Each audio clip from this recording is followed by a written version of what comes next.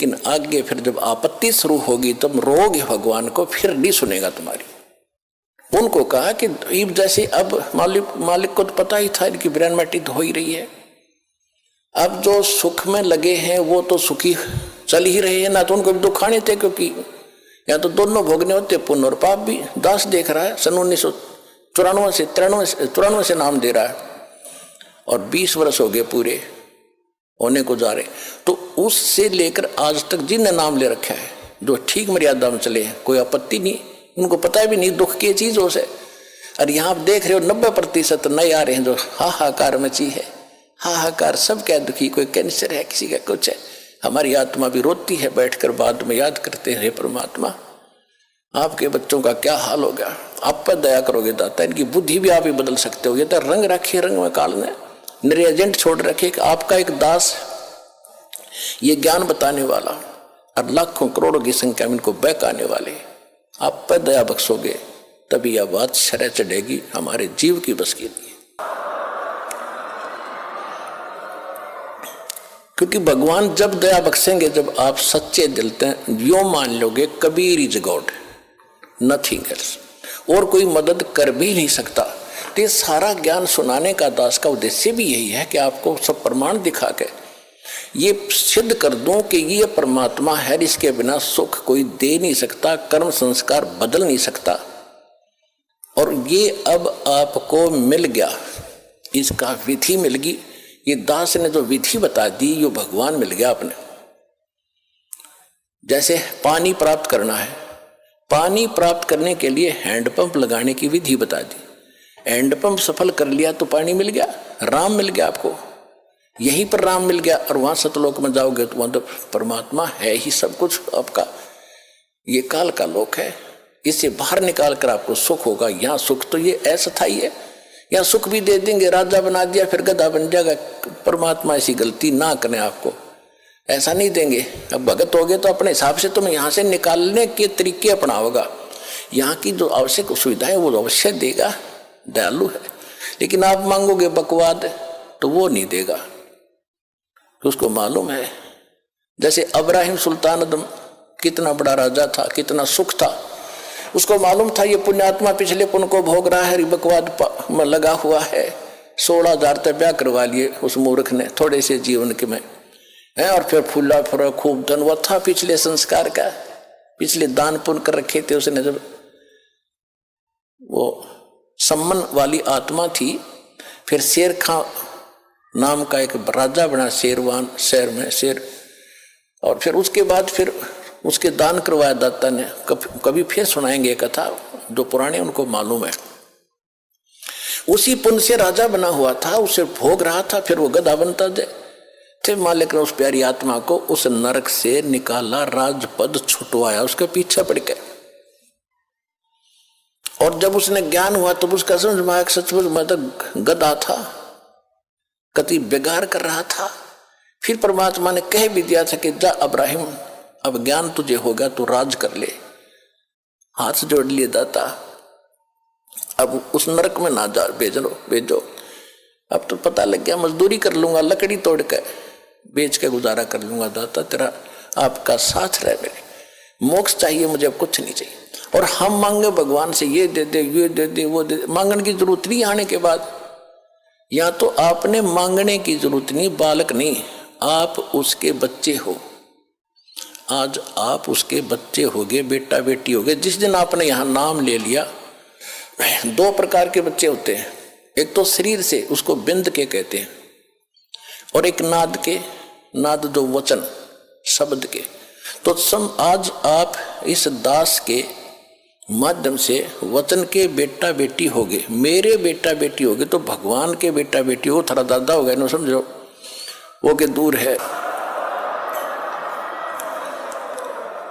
और परमात्मा कहते हैं एक लेवा एक देवा दूतम, कोई किसी का पिता नहीं पुत्रम। जैसे सुखदेव ऋषि को ज्ञान था और व्यास जी के घर उसका जन्म हुआ, उसकी पत्नी के गर्भ से 12 वर्ष में तो मां के गर्भ से बाहर आया था। अब देखो पुण्यात्माओं, ज्ञान हो गया, ज्ञान तो करा देते हैं सभी, भाई भगवान की भक्ति करो नहीं तो ये हो जाए। अब ज्ञान हो गया समाधानी, तो खा का वो ज्ञान। अब सुखदेव ऋषि को गर्भ से ही पता था कि बाहर जाते ही मैं अचेत हो जाते हैं, और ब्रह्मा विष्णु महेश से निकल रहे रजोगुण ब्रह्मा सतगुण विष्णु तमोगुण शिव, ये गुण ये हमें अचेत करते हैं, फिर हम भूल जाते हैं उद्देश्य को। अब मुझे याद है कि मनुष्य जीवन केवल परमात्मा पाने के लिए मिला है। बाहर जाकर परिवार मोह में फंस जाते हैं, भगवान भूल जाते हैं। इसलिए माँ के गर्भ से निकलते ही 12 वर्ष के शरीर एकदम बाहर आते, 12 वर्ष का शरीर का। पहले तगड़ी तगड़ी माताएं भी तगड़ी तगड़ी होती थी, और नाल को अपने कंधे पर डालकर उठकर चल पड़ा। सुख वेद व्यास जी ने कहा कि बेटा 12 वर्ष इंतजार की तेरी पुत्र होगा। ऋषियों को पता लग जाता है बेटा है कि बेटी, उनकी दिव्यदृष्टि काम करती थी। पहले ये तो कोई था ही नहीं, लड़का ना हो लड़की ना हो, कोई हो मालिक थे, ये डिस्टर्बेंस नहीं थी, जो अब शुरू कर रखी है अनजानपने में। तो सुखदेव ऋषि ने कहा था कि एक लेवा एक देवा दूतम, और कोई किसी का पिता नहीं पुतम। ऋण संबंध जुड़ा एक ठाठा, अंत में सब 12 बैठा। कि पिताजी ना जाने कितनी बार तू मेरा बाप और मैं तेरा बेटा हो लिया, ना जाने कितनी बार मैं तेरा बाप और तू मेरा बेटा हो लिया।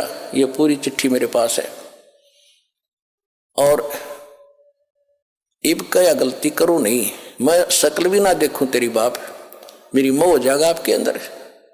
यूं कहकर पिछले संस्कार से सिद्धि से उड़कर चला गया। पिछला बैटरी चार्ज थी।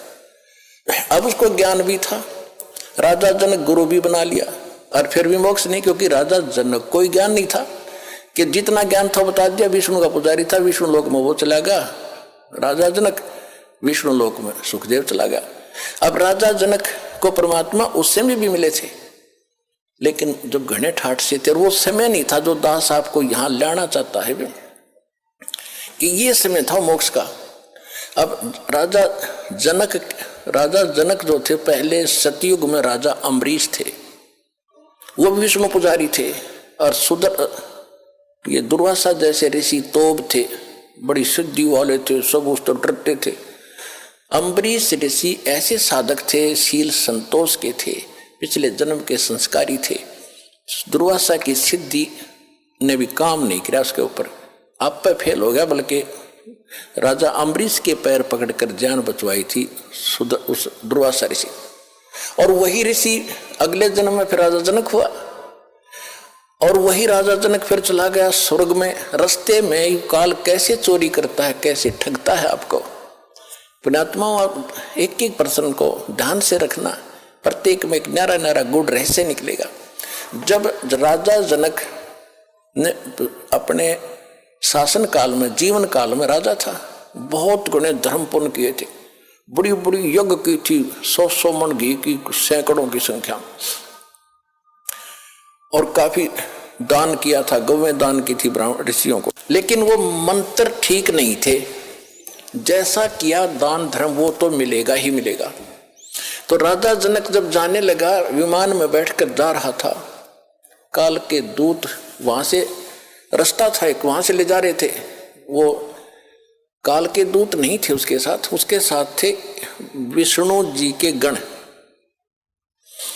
विष्णु जी के गण, और साथ में कुछ यमदूत भी उसी जहाज में बैठे जा रहे थे। तो वहां जाकर जब एक नरक के साथ से उनका विमान गुजर रहा था, तो नरक के अंदर 12,000 आत्माएं अपने किए हुए पाप कर्मों का वहां दंड भोग रहे थे, हाहाकार मचा था, चिल्ला रहे थे। और वो राजा था, दयालु राजा था, अपने राज्य में किसी को कोई दुख होता था तुरंत उसका निवारण करता था, उसको शांति देता था, किसी को दुखी नहीं होने देता था। तो जब उसने वहां जाकर हाहाकार मची देखी, तो कहा कि पार्क दो, विमान रोको। विमान रोक दिया कि ये चिल्लाहट कहां से आ रही है, कौन दुखी है इस नगरी में। उन्होंने बताया जी ये नगरी नहीं है तो नरक है, इसमें 12 करोड़ 12 करोड़ आत्माएं इसमें दुख अपना कर्म का दंड भोग रही हैं। राजा ने कहा कि इनको को छोड़ दो, इनको निकालो इससे। तो पार्षदों ने जो साथ गए थे भगवान के दूत, उन्होंने कहा कि राजन, या आपका हुक्म नहीं चलेगा, या तो धर्मराज का हुक्म चलेगा कि धर्मराज को बुलाओ। धर्मराज के पास ले चलो मुझे, या धर्मराज को यहाँ, धर्मराज को बुलाओ, और नहीं तो मुझे भी यहीं छोड़ दो, मैं भी इस नरक में इनके साथ ही रहूंगा, आगे मैं भी नहीं जाता। अब वो संदेशा धर्मराज के पास गया। धर्मराज ने आके पूछा कि राजन क्या कारण है कि ये सब इनको छोड़ो, ये बहुत दुखी हो रहे हैं, मुझसे देखा नहीं जाता। तो उसने बताया जी देखो यहाँ ऐसा नहीं होता, जिसने जैसा कर्म किया वो भोगना ही पड़ेगा। ये मेरी बही, मेरी पैड में लिखा है, रिकॉर्ड में, इनको कोई बदल नहीं सकता, मेरी ताकत नहीं है बदलने की। तो राजा जनक ने कहा कि मुझे भी यहीं छोड़ दो, कि ये भी मैं नहीं कर सकता, आपको यहाँ छोड़ने का आदेश नहीं भगवान का, आपको कैसे छोड़ूंगा। तो कहने लगा मैं तो जाता नहीं, करो जो आपने करना है। अब ऐसे पुण्यकर्मी आदमी के साथ, आत्मा के साथ वो भी ज्यादा खस्सा खसाई नहीं करते, फिर अपनी चापलूसी यानी चाणक्य ऋषि अपनाते।